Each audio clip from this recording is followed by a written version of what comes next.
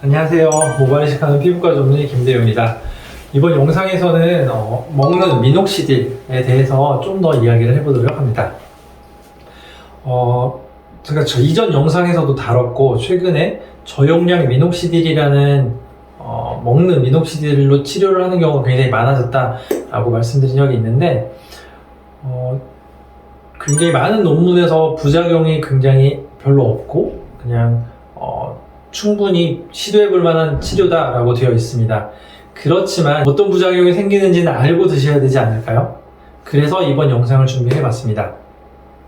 실제로 얼마 전에 나온 그 JAD에 발표된 케이스 리포트가 있었는데, JAD라고 하면은 미국의 유명한 저널이고 임팩트 팩터가 굉장히 높은 공신력 있는 이제 논문 학술지인데, 여기에 케이스가 실린 게 있는데 저용량 미녹시딜을 복용하던 40대 여자가 부작용이 생겼다는 보고입니다. 이 보고를 따르면 40세 여자분은 0.25mg, 그러니까 우리나라에서는 사실은 5mg짜리가 출시가 되기 때문에 보통 4분의 1 조각 하더라도 1.25mg 정도 드시거든요. 그러니까 외국에는 1mg짜리 미녹시딜이 판매가 되거든요. 이걸 쪼갰을 때 0.25mg이 되는데, 이 0.25mg을 하루에 한 번 드셨는데 3주간 먹었더니 몸이 붓고 심장 주변에 물이 차고 폐에 물이 차는 부작용이 생겼다라는 그런 보고가 있어서 미녹시딜 부작용에 대해서 한번 말씀을 드려야겠다 싶어서 영상을 준비를 하게 됐습니다. 미녹시딜은 아시다시피 혈압약으로 개발된 약이고, 우리가 혈압 때 쓰는 미녹시딜의 용량은 최소 10에서 40mg이에요. 그렇기 때문에 우리가 지금 병원에서 처방하고 있는 5ml짜리 하나를 먹어도 그 혈압에 크게 영향을 주지는 않는 정도의 용량이라고 할 수 있겠습니다. 그렇지만 저용량으로 먹더라도 방금 말씀드린 사례와 같이 부작용이 생길 수가 있는데, 방금 말씀드린 사례도 어떤 용량에 비례해서 부작용이 증가하는 게 아니라 적은 용량이라도 약을 먹으면 그렇게 생길 수 있거든요. 미녹시딜을 드셨을 때 가장 많이 생기는 부작용은 하이퍼트리코시스라고 하는 털이 굵어지는 겁니다. 우리가 털이 굵어지는 효과 때문에 우리가 탈모 때 이 약을 먹고 있는데, 우리가 먹는 약으로 먹었을 때 모발뿐만이 아니라 몸에 있는 다른 털들, 팔이라든지 코 밑에 털이라든지 가슴털, 다리털, 다른 털들이 다 굵어질 수 있거든요. 이게 이제 남자들은 그래도 괜찮은데 여성분들이 드셨을 때 몸에 다른 털들이 굵어지면 조금 불편할 수 있거든요. 이런 불편감이 한 20%까지 보고가 되고 있으니까 꽤 흔한 부작용이라고 할 수 있고요. 그 다음으로 많이 생기는 것들이 기립성 저혈압. 우리가 누워있거나 앉아있다가 일어날 때 머리가 좀 어지러지는, 이 미녹시딜이라는 약이 혈압약으로 나와 있기 때문에 우리가 먹는 용량이 저용량이고 혈압에 근본적으로 큰 변화를 주지는 않는다고 하지만 어떤 자세 변화할 때 일시적으로 혈압을 떨어뜨릴 수 있습니다. 그래서 기립성 저혈압을 유발할 수 있고요. 그리고 그 다음으로 많이 발생되는 것들이 팔다리가 붓는, 부종이라고 하는 팔다리가 붓는 현상이 나타날 수 있습니다.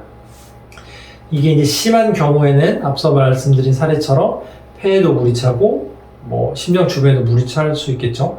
그렇게 되면 사실은 개인 병원에서 해결할 수는 없고, 어떤 간단한 이뇨제라든지 어떤 물 빼는 약, 붓기를 빼는 약물 치료가 필요할 수도 있습니다. 이런 경우는 가까운 병원에서 피 검사도 하고 어떤 전해질이라든지 다른 것들은 괜찮은지 확인하는 과정이 또 필요한데, 언뜻 치료가 그러면 어렵냐? 꼭 그렇지는 않아요. 그렇지는 않지만 이런 부작용이 생길 수 있다, 아셔야 될 것 같고요. 또 아셔야 되는 것들은 심장이 빨리 뛰는 빈맥 현상이 생길 수가 있습니다. 부정맥도 생길 수가 있고요. 우리가 탈모 치료 때문에 약을 먹는데 이렇게 생길 수 있는 부작용은 심장이나 폐, 이런 쪽에 좀 무리를 줄 수 있는 그런 부작용이 생길 수가 있어요. 그러니까 잘못하면 빈대 잡으려다 초가삼간 다 태운다는 말처럼 우리가 얻고자 하는 것보다 더 많은 것을 잃을 수 있거든요. 그래서 반드시 주의를 하셔야 됩니다. 이번 영상을 정리를 해보자면, 먹는 미녹시딜에 대한 부작용이 생길 수가 있다. 그런데 용량에 비례해서 생기는 부작용도 있지만 저용량이라고 하더라도 생길 수 있는 부작용이 있기 때문에 내가 어떠한 증상이 생기는지 잘 확인을 해야 되는지 이번 영상을 통해서 말씀을 드렸고요. 대신에 이제 마지막 당부해드리고 싶은 말은 우리가 모든 약은 부작용이 있습니다.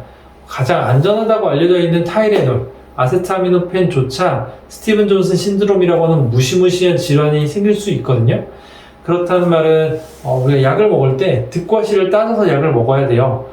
먹는 미녹시딜은 아직까지 탈모 치료에 가이드라인에 포함된 약은 아니기 때문에 이런 약을 먹을 때는 좀 더 주의를 하셔야 되고요. 이 약을 막 너무 무섭거나 두려워하실 필요는 없지만 이런 부작용에 대해서 의사와 충분히 상담을 하시고 상의를 하시고 복용을 하셔야 될 것 같습니다. 저는 아직까지 먹는 미녹시딜을 권해서 환자분들한테 처방을 하고 있지는 않아요. 아직까지는 정식적인 탈모 치료 가이드라인에 포함되지 않기 때문에 그렇지만 연구 데이터가 점점 쌓이게 되면 이런 치료 가이드도 좀 더 바뀔 수 있다고 생각을 하는데 저도 계속 관심을 가지고 부작용은 어떤지 효과면은 어떤지 이런 논문들을 계속 공부하고 있으니까 또 새로운 정보가 나오면 여러분께 알려드리도록 하겠습니다. 감사합니다.